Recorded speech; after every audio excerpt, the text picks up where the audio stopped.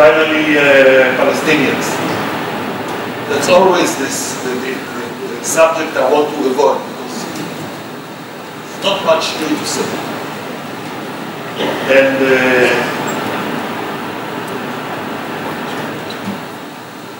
look, Palestinian leadership, the great majority of the Palestinians,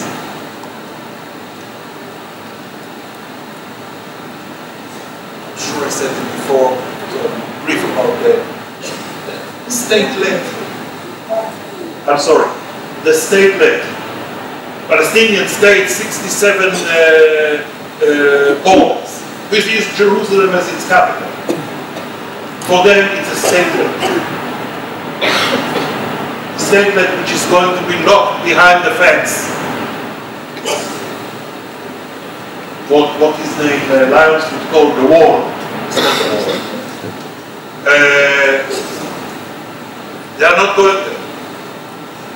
Don't expect them to.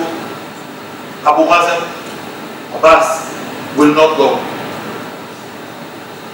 I will tell you that the closest people in his family, closest people to him, from his family, are saying to him, don't do that.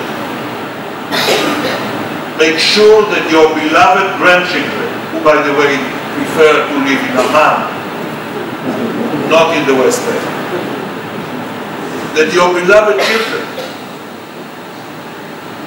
are not stained forever by you making a compromise over the refugees' right of return.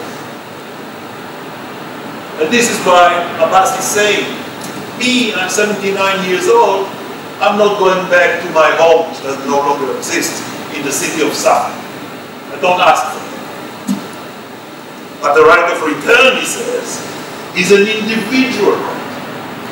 Every single refugee, who may be fourth or fifth generation, has the right to decide whether to go back, to get compensation, resettlement, rehabilitation, whatever. That is, he is not going to make the deal. It's an individual right.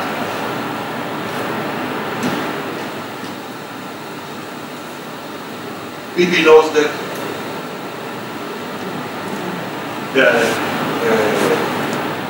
most of the Israeli left-wing opposition know that it's hard to cope with the fact that your adversary, hopefully your partner, has made up his mind not to stand on his own feet. Because what do you do? However, this does not mean, I mean, the only ones who do not understand it, in my opinion, are the guys from the State Department.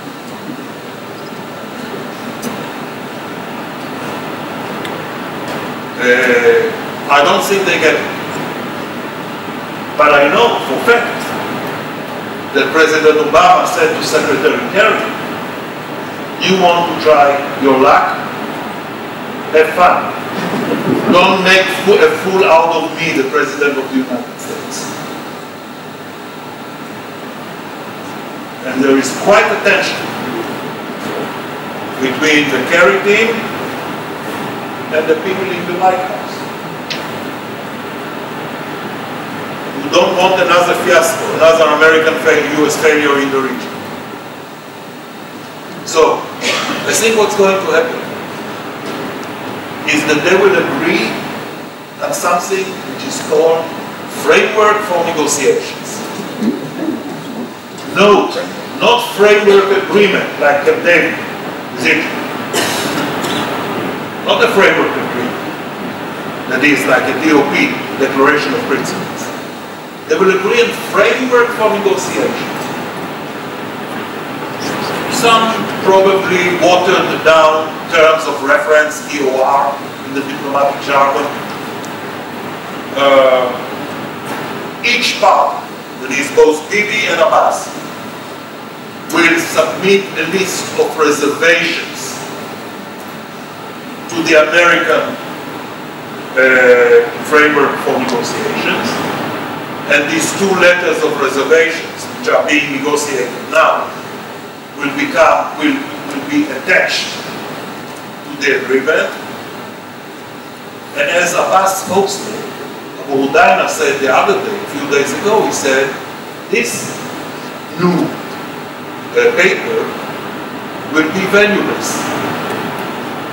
It's not me saying, that's Abbas, official spokesman.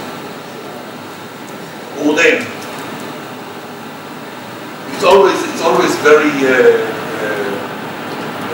instrumental for Palestinian leaders to make sure that the spokesman is a Christian. So Hudayna is a Christian, Bethlehem was the spokesman for Arafat, there's another one before him. It's very handy to leave the dirty job to a guy who is not a good Muslim. Anyway, so I think we have high probability that they will reach an agreement on the framework for negotiations, which means effectively that negotiations will be extended for another year or more, taking us beyond midterm elections in the United States towards the end of the Obama term, when he becomes already a lame duck. That's the timeline. I think it's a similar timeline with the Iranians. They will extend that the current temporary Geneva deal till after midterm, and then it's less important. What will the Palestinians do when we get to that moment when it's clear that there is no deal? Never mind that they don't want the deal. What will they do? Because they will argue that the blame, it's a blame game, that the blame, the fault is with Bibi. I think that the Palestinian move will be to suspend their adherence to the Oslo Accord of '93, thereby creating a situation in which the Palestinian Authority is still in place,